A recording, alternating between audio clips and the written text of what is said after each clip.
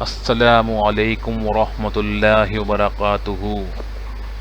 بسم اللہ الرحمن الرحیم، نحمدہ ونصلی علی رسولہ الکریم، اما بعد۔ اللہم صلی علی محمد وعلی آل محمد کما صلیت علی ابراہیم وعلی آل ابراہیم انک حمید مجید۔ اللہم بارک علی محمد وعلی آل محمد کما بارکت علی ابراہیم وعلی آل ابراہیم انک حمید مجید۔ آج ہم ایک کتاب پڑھتے ہیں، دین کی باتیں، جس کو لکھا ہے مولانا محمد عبدالحی رحمۃ اللہ علیہ۔ دین کی باتیں، اس میں ہم سب سے پہلے جو چیپٹر ہے جس کا نام ہے پریچے، اس کتاب کا پریچے کیا ہے تو ہم پڑھ کے دیکھتے ہیں۔ پریچے: میری ایک کتاب دین کی باتیں بہت دنوں سے اردو میں چھپتی ہے۔ یہ کتاب میں نے ایسے لوگوں کے لیے لکھی تھی جو کٹھن بھاشا نہیں سمجھ سکتے اور آسان زبان میں ان کے لیے دینی کتابوں کی ضرورت ہے۔ اس کتاب میں نے یہ کوشش کی ہے کہ عام آدمی کو یہ معلوم ہو جائے کہ اسلام کے بنیادی عقیدے کیا ہیں، وہ ضروری کام کیا ہیں جو ایک مسلمان کو کرنے چاہیے۔ میں نے یہ کوشش بھی کی ہے کہ ہماری زندگی کے سارے معاملات میں اسلام ہمیں جس راستے پر چلانا چاہتا ہے وہ میں لوگوں کے سامنے رکھ سکوں۔ اللہ کا بڑا احسان ہے کہ اس نے میری اس کتاب کو لوگوں کے لیے بہت مفید بنایا۔ اب تک اس کے 10-12 سنسکرن چھپ چکے ہیں اور کئی دوسری بھاشاؤں میں اس کا انواد بھی ہو چکا ہے۔ میں چاہتا تھا کہ یہ کتاب ہندی جاننے والے لوگوں کے سامنے بھی آ جائے۔ یہ اللہ کی مہربانی ہے کہ اب میں اس کو ہندی روپ دینے میں سفل ہوا۔ آشا ہے کہ یہ ہندی جاننے والے سب لوگوں کے لیے بہت لابھ کی چیز ثابت ہوگی جو اسلام کو سمجھنا چاہتے ہیں۔ مولانا محمد عبدالحی کی طرف سے۔ دین کی باتیں، سب سے پہلا چیپٹر ہے اسلام۔ چلیے اس پر جا کر پڑھتے ہیں۔ بسم اللہ الرحمن الرحیم، اللہ کے نام سے جو بڑا مہربان اور رحم کرنے والا ہے۔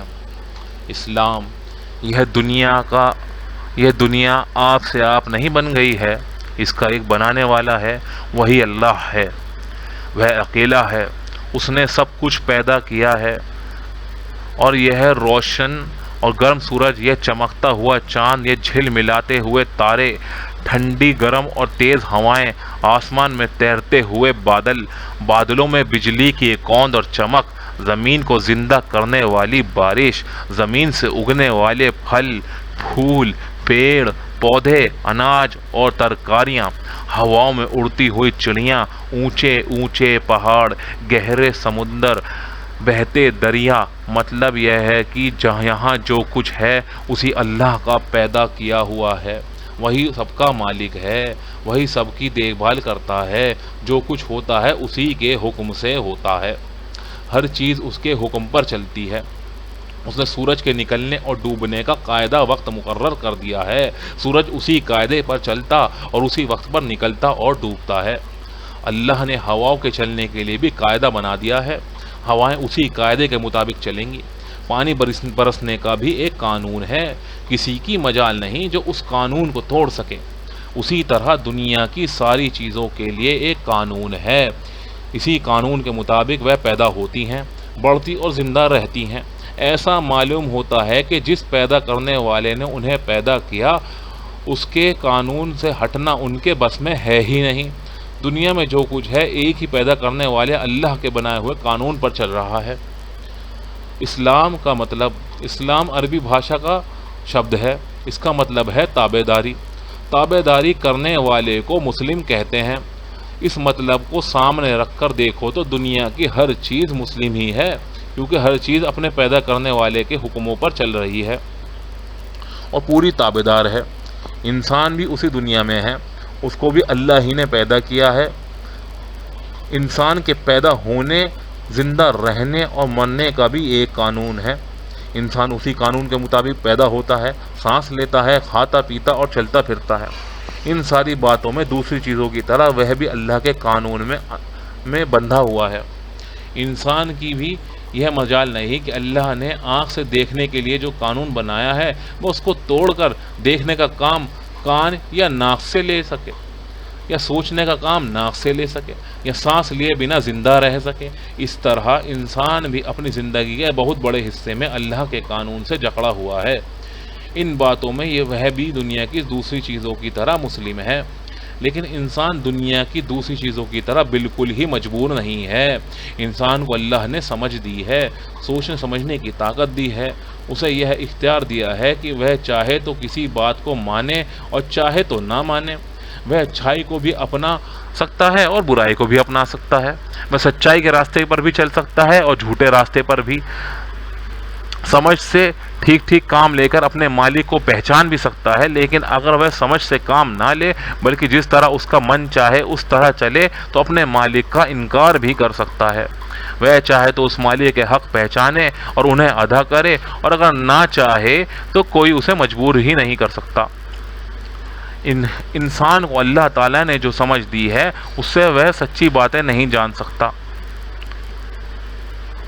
بہت سی باتیں ایسی ہیں جو اس کی سمجھ سے باہر ہیں، انسان اپنی سمجھ ہی کے بل پر ان کا پتہ نہیں چلا سکتا، جبکہ ان باتوں کا جاننا اس کے لیے بہت ضروری ہے۔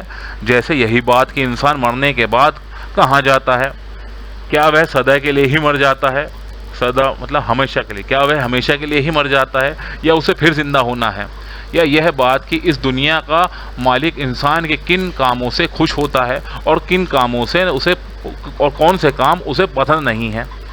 یہ اور اسی طرح کی سینکڑوں باتیں ایسی ہیں جن کا جاننا بہت ضروری ہے، لیکن انسان کسی طرح بھی یہ نہیں جان سکتا، اور نہ اس کے پاس کوئی ایسی چیز ہے جس سے اس کا پتہ چل سکے۔ اللہ تعالیٰ بڑا مہربان ہے، اس نے جو کچھ پیدا کیا ہے اس سے اس کو پیار اور محبت ہے۔ یہ اس کا پیار ہی تو ہے کہ اس نے ہر ایک جاندار کی زندگی کا اتنا اچھا انتظام کیا ہے۔ اگر اس کی مہربانی نہ ہو تو کوئی جاندار ذرا دیر بھی تو زندہ نہیں رہ سکتا۔ انسان پر تو اس کی مہربانی سب سے زیادہ ہے۔ سوچنے سے معلوم ہوتا ہے کہ دنیا کی ہر چیز انسان کی سیوا میں لگی ہوئی ہے۔ سورج چمکتا ہے، اس کی گرمی اور روشنی سے اناج، پھل، ترکاریاں اگتی ہیں۔ اسی کی گرمی سے سمندر کا پانی بھاپ بن جاتا ہے، اس بھاپ سے بنے ہوئے بادلوں کو ہوائیں خشکی کی طرف لے جاتی ہیں اور پانی برستا ہے، کھیتیاں اگتی ہیں۔ سارے جانداروں کی زندگی کا سامان ہوتا ہے۔ ہوا کو دیکھو، زندگی کے لیے کھانا پانی سے بھی زیادہ ضروری ہے، 1 منٹ نہ ملے تو آدمی مر جائے۔ پانی کو دیکھو، زندگی کا کتنا بڑا سہارا ہے، کن کن چیزوں کا نام لیا جائے، ان گنت نعمتیں ہیں جن کی بدولت ہماری زندگی ہے۔ اب ذرا سوچئے، اگر زندگی ہو لیکن وہ برے کاموں میں لگی ہو، سمجھ ہو پر سیدھا راستہ نہ ملنے کے کارن وہ انسان کو تباہی کی طرف لے جائے، انسان کو یہ معلوم ہی نہ ہو کہ اس کی زندگی کس کام کے لیے ہے، وہ ٹھیک یہ جان ہی نہ سکے کہ اسے کیا کرنا چاہیے اور کیا نہ کرنا چاہیے، تو وہ انسان کے لیے کیسی بڑی بد نصیبی ہے۔ اللہ تعالیٰ جو سارے مہربانوں سے زیادہ مہربان ہیں اور جس سے بڑھ کر کوئی دوسرا مہربان ہو ہی نہیں سکتا، میں انسان کو اس بد نصیبی میں پھنسنے کے لیے کیسے چھوڑ سکتا تھا؟ یہ بات اس کی مہربانی سے دور تھی، اس کی محبت اس طرح دیکھ نہیں سکتی تھی۔ سبحان ربک رب العزت عما یصفون وسلام علی المرسلین والحمد للہ رب العالمین۔